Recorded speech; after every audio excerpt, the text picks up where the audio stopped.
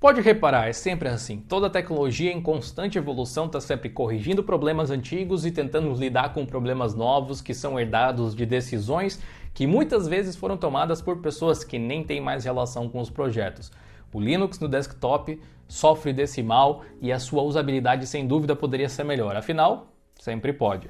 Mesmo que hoje em dia qualquer pessoa com conhecimento mínimo em informática consiga usar uma das várias distros voltadas para o desktop.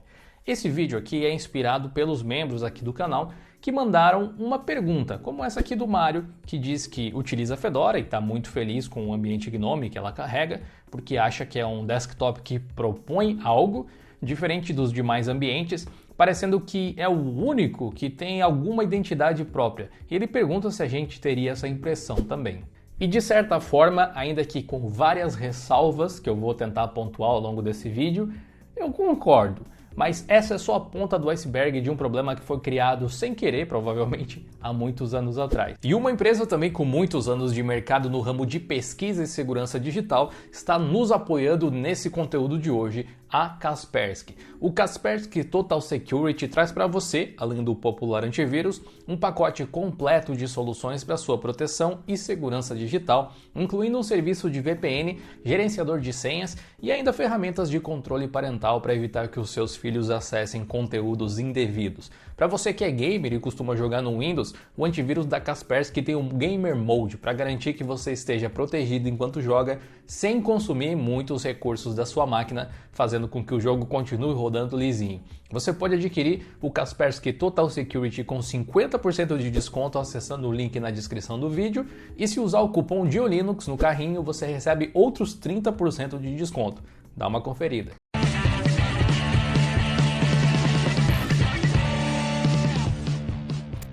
Tem conhecimentos que você adquire na vida que acabam se tornando meio que maldições. Uma vez que você tenha uma ideia, mesmo que vaga, sobre como uma coisa pode ou deveria ser feita, e você vê assim algo totalmente contrário, não tem como você desver mais. E naturalmente você acaba prestando mais atenção em certos detalhes. Desde que eu comecei a estudar sobre UX e UI, essa maldição me acompanha toda vez que eu faço review de alguma distribuição Linux. E para ser sincero, eu geralmente corto do vídeo final vários minutos dessas reviews que sou eu apenas reclamando ou sugerindo alterações de UX e UI, porque francamente, mesmo que algumas coisas pontuais sejam interessantes de trazer para o vídeo, é bem fácil assumir esse preciosismo com detalhes que eu acabo passando como alguém criticando gratuitamente tudo que o projeto está fazendo. O que não é a minha intenção, especialmente quando nós falamos de projetos de código aberto, muitas vezes feitos por voluntários não remunerados. Então, dá para dar um desconto. Mas ainda que a gente possa dar esse desconto nessas situações, coisas erradas continuam sendo erradas, não importa a intenção, não importa como são feitas. Mesmo que a intenção seja boa e os recursos para desenvolvimento não sejam muitos, coisas erradas são coisas erradas. Uma pergunta relacionada a essa que o Mário deixou pra gente aqui no DIOLINUX Responde desse mês, que se encaixa muito nesse assunto agora, também foi feita pelo nosso membro Diogo. Ele me perguntou onde que eu tenho estudado UX e UI e se eu tenho materiais aí para compartilhar, já que ele trabalha com desenvolvimento e esses conteúdos seriam de grande ajuda. Então, ótimo, eu vou juntar nesse vídeo aqui a explicação da situação atual de UX e UI no mundo Linux, especialmente como nós chegamos até onde nós estamos e onde eu estudei, e você também pode, a ponto de você nunca mais olhar para um sistema operacional ou aplicativo da mesma forma. Se isso é bom ou não, eu não sei, mas fica aí para descobrir. Primeiro vamos começar com um conceito básico. UX e UI são coisas diretamente relacionadas uma com a outra, mas significam coisas diferentes. UX é a abreviação de User Experience em inglês ou experiência de usuário em português. O UI quer dizer User Interface ou interface com o usuário em português. E esse, que não é só um campo de estudo, mas também um campo de atuação no mercado, trata de criar uma ponte, digamos assim, entre coisas complexas que começam lá com as linhas de código de um software e a sua implementação, até a forma com que o usuário final vai utilizar essa solução para resolver os seus próprios problemas.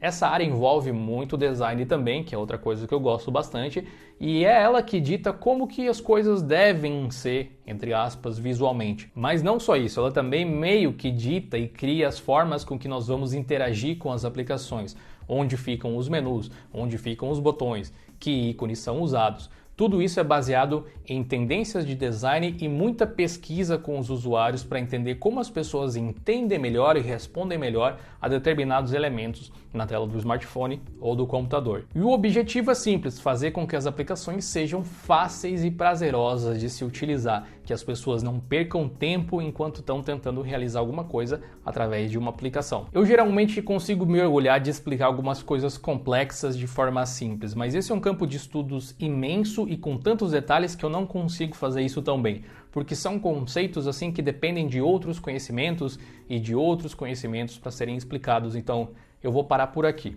Se você realmente quiser aprender mais sobre isso, eu vou fazer algumas sugestões ao longo do vídeo, então fica tranquilo. Por hora, nós podemos pensar em UX e UI como uma forma de estudar e implementar como as aplicações devem se parecer visualmente falando e como deve ser o fluxo de utilização delas pelo usuário.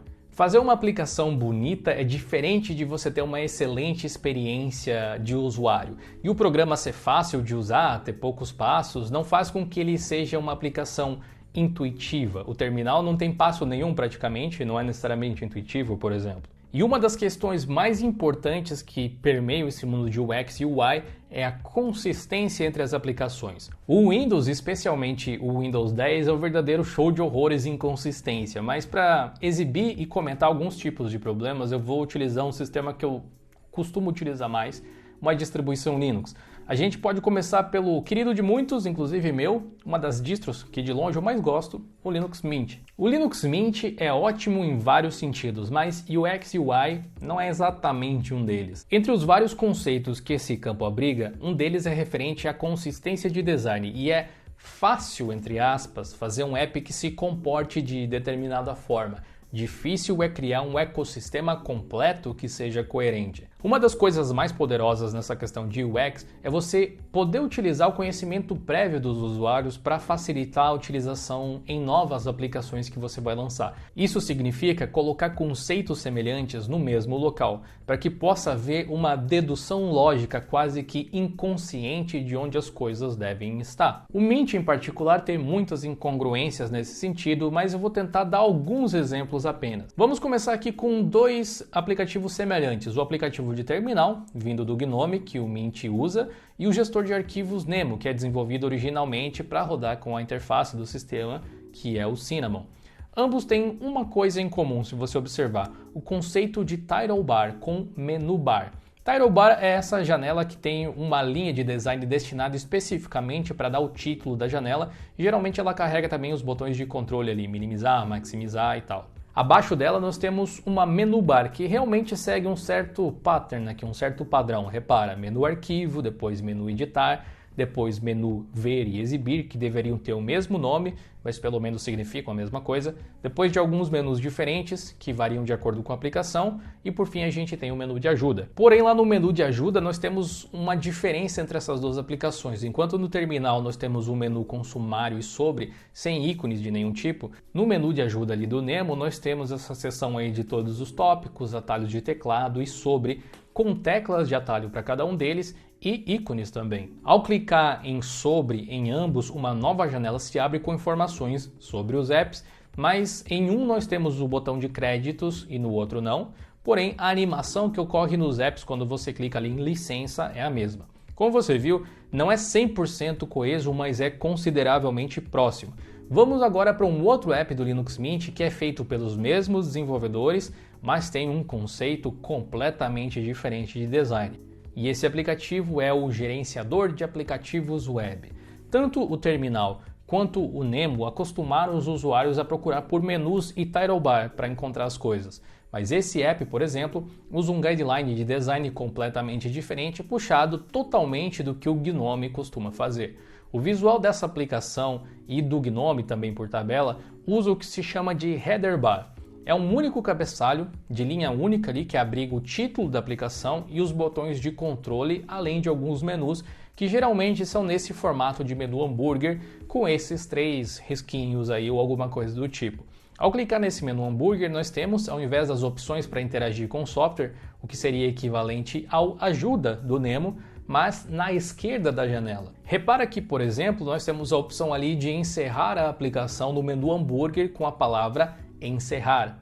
e o ícone de uma porta, aparentemente aqui, e o atalho Ctrl+Q. No Nemo nós temos a opção de fechar ele no menu Arquivo com a palavra fechar, com um ícone de um X e o atalho Ctrl+W, sendo que o Ctrl+Q fecharia todas as janelas aqui. Mas vamos abrir aqui um outro programa que eles incluíram no sistema, algumas versões, chamado Hypnotix. Ele é um software para ver IPTV gratuitamente, que é bem legal. Ele também usa header bar, ele se parece mais com o aplicativos web do que com o Nemo ou o terminal, mas ele também tem os seus próprios problemas. Apesar de utilizar um menu hambúrguer também, ao invés de ele estar na esquerda, como acontece no outro app, ele fica na direita. Na esquerda nós temos um ícone de lupa para pesquisa. E geralmente dentro do menu hambúrguer você vai encontrar opções de configuração, mas no Hypnotix ele tem um ícone de engrenagem dentro da própria interface, coisa que claramente deveria estar no menu hambúrguer. Mas voltando ali para a lupa, ao clicar nessa lupa, a caixa de busca se abre na própria header bar do aplicativo. Vejamos aqui o que acontece se eu clicar na lupa no Nemo. Olha, um campo de busca é aberto debaixo dela. Se eu mandar pesquisar no terminal, eu tenho um pop-up para pesquisa. Mas não para por aqui. No painel de controle, o ícone de busca já tem uma caixa de pesquisa aberta, só que na direita. No editor de texto, ele abre embaixo. No aplicativos de foto, a lupa fica no meio e abre um pop-up diferente. Na loja de apps, a caixa de busca é sempre visível, mas o ícone da lupa é duplicado. Nós temos um na esquerda e outro na direita.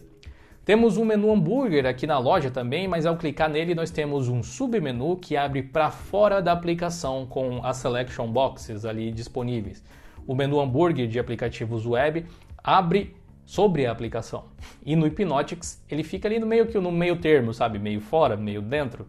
O aplicativo de imagens tem um menu hambúrguer também, mas ele não fica nem na direita nem na esquerda, ele fica no meio. E ele não serve para te levar para configurações do aplicativo como você poderia supor, talvez, né? Se você quiser fazer isso, o lugar para ir é ali no menu editar.